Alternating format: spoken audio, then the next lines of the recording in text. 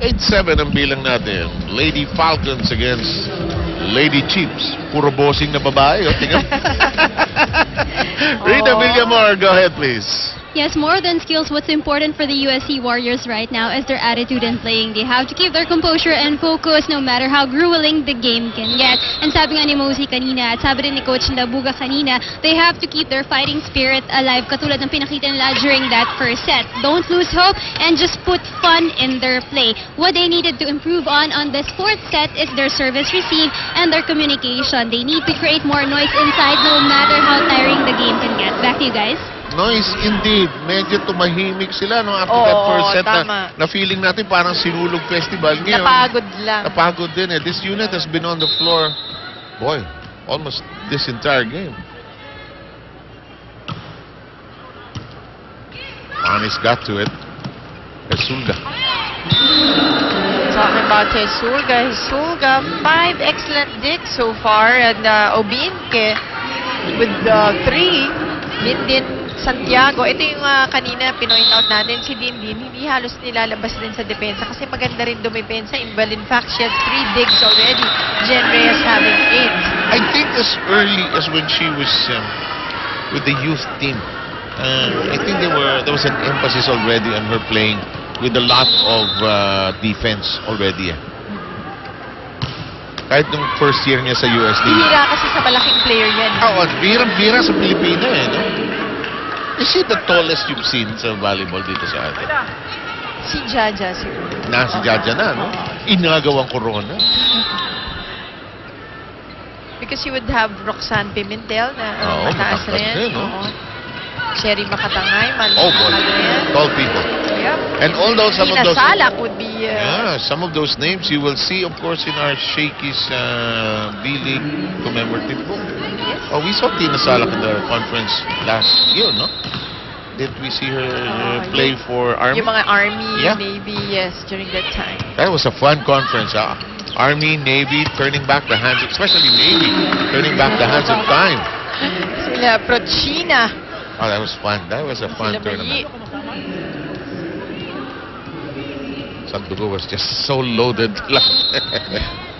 Very much. 11-10. Nepomuceno, 8 points. Well, Hesulga having 7. Dindin is cherry picking here. She can go wherever she wants. Nice fake. Oh, that was well done. That was Myla Pablo once again. You can draw a play on the napkin, and if your setter is Ruby De Leon, that napkin will be a buffet.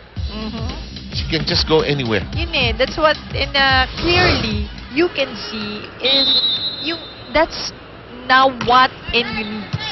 A really good setter. Yung distributor, no? Very much potential naman si Ivy Perez, but yun na nga, it's the experience kasi na kailangan lang niya a lot of playing time, a lot of situations. Hindi katulad si Ruby, talaga namang umikot-ikot na yan eh. At saka ilang, dekada ba? Pwede ko ba sabihin, Ruby? Oo naman. Hindi. Matagal-tagal na rin ang nilaro niya. Pero alam mo, if you're smart and you're the regular setter or you're now having to play second fiddle to a Ruby De Leon, what you want to do is beat her in practice because you'll get better eh. Take care of the second unit. And look at her. Watch her. Diba? Tignan mo anong ginagawa niya in certain situations. I agree.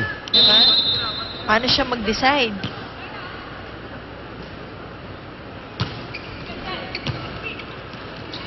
What you were saying?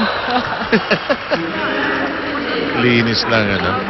That connection, Dindin Santiago and Ruby De Leon, as we see it once again. Actually, nagsimula yan dun sa kay Jen Reyes. That perfect first ball. Oh, hard, difficult serve from Dindin Santiago. And Dindin just playing so well here. Axel's the official outfit of the Shakey's B-League.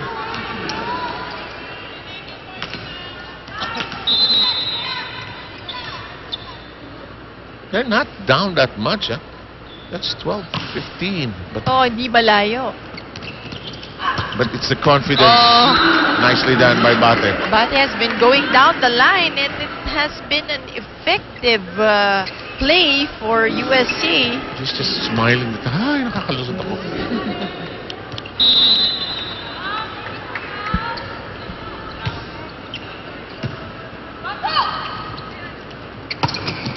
Sampal.